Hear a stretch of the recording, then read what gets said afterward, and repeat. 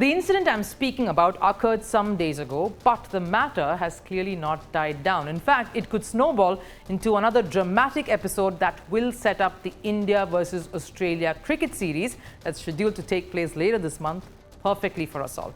The India A team is already there. In fact, the second unofficial test is underway between the two A teams, India and Australia, in Melbourne. But I'm going to draw your attention to one particular incident that happened during the first unofficial test.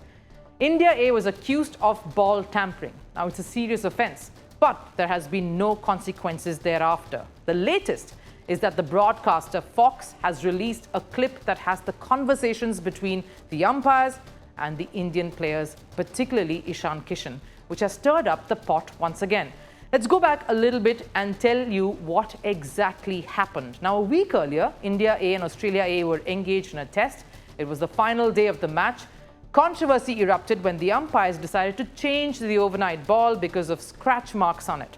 And the umpire in question, Craig Shawn, insinuated that the marks were made by the Indian players. This led to a bit of a showdown in the center of the pitch.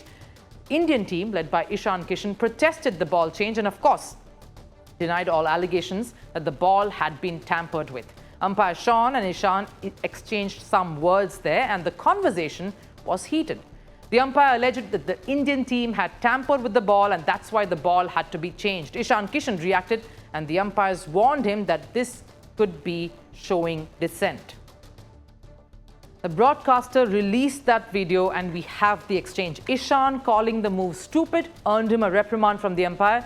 So there were two charges here that the umpires were alleging, and they made. One is Ishan Kishan showing dissent to their decision, and India, of course, the larger, more significant, grave charge, India tampering the ball. So in that case, since one of these allegations is serious, what should have ideally happened?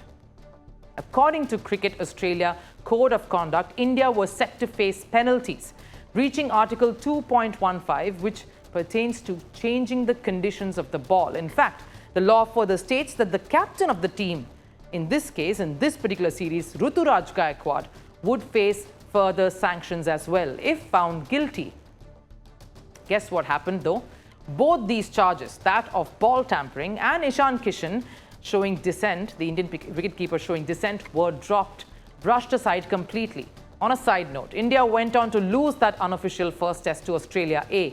And according to some reports, that emerged a day later. The scratches on the ball were supposedly made when the ball hit the signboards or struck a nail across the boundary ropes. The matter was brushed aside, and it seemed to have subsided until David Warner woke up to the whole incident just some days ago, saying he's shocked no action was taken against the Indian side. If the umpires deemed something happened, I am sure there will be a follow-up. I think the umpires or the match referee should be standing here answering questions. And if they're sticking by the umpire's decisions, you have to stand up for that. That's obviously a statement CA have to release. I have not seen anything. They have obviously squashed it as fast as they could, given that India is coming out here this summer. Warner is accusing Cricket Australia of showing bias and basically letting India off the hook for ball tampering, because India is set to tour Australia for the Border-Gavaskar Trophy, and they wouldn't want to rock that. Firstly, I won't even point out the irony of someone like David Warner calling out a ball tampering charge to be punished. This is the same man who is involved in the infamous sandpaper gate, the mastermind of it all, in fact, who dragged Australia through quicksand that took a while coming out of. That derailed the careers of two of Australia's batting greats. So this is indeed rich coming from someone like David Warner. Having said that though, a ball tampering offence is very serious. It affects the spirit of the game and paints an entire team indulging in it in very poor light, which is why the umpires needed solid evidence to even impose any sanctions or allege or point fingers at India. If they didn't have any of that, they had no business making those allegations in the first place. Warner is calling Cricket Australia out for being cagey and trying to evade confronting with India, cricket's superpower, and that the BCCI is. But which one is it? Did Cricket Australia backtrack on the charges and the allegations purely to cover their own inadequacy and jumping the gun without any evidence? Or did they truly fear a backlash like Warner is hinting at from cricket's superpower? because they have every reason to be very, very concerned and afraid. India almost pulled out of the remainder of the 2008 series against Australia owing to the very controversial Monkey Gate episode. They were this close to staging a walkout and leaving Australia, the hosts, in the middle of a series and, of course, incurring massive loss. Either ways, whatever the answer, we know that all of this is building up very nicely to a very intense India versus Australia Border-Gavaskar series in a few weeks. Hello and welcome to this special edition of Vantage, live from the White House. America is Trump country again. He will be the 47th President of the United States of America. They're live from the White House, soon to be the new residence of Donald Trump. It was also here that Donald Trump brokered the Abraham Accords. So the voters have a legitimate question in their minds. If those presidents could do it, why not Joe Biden?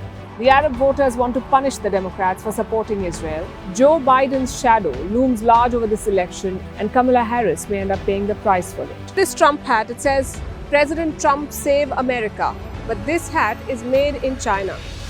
And this is the Chinese interference that Americans must be investigating. But of late, Donald Trump and the Republicans have made some gains. And the biggest reason for that is illegal immigration.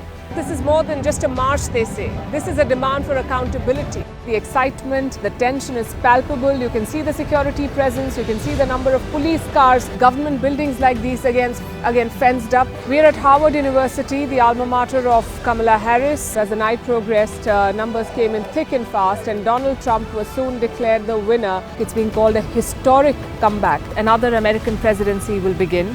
In Donald Trump's case, his second one.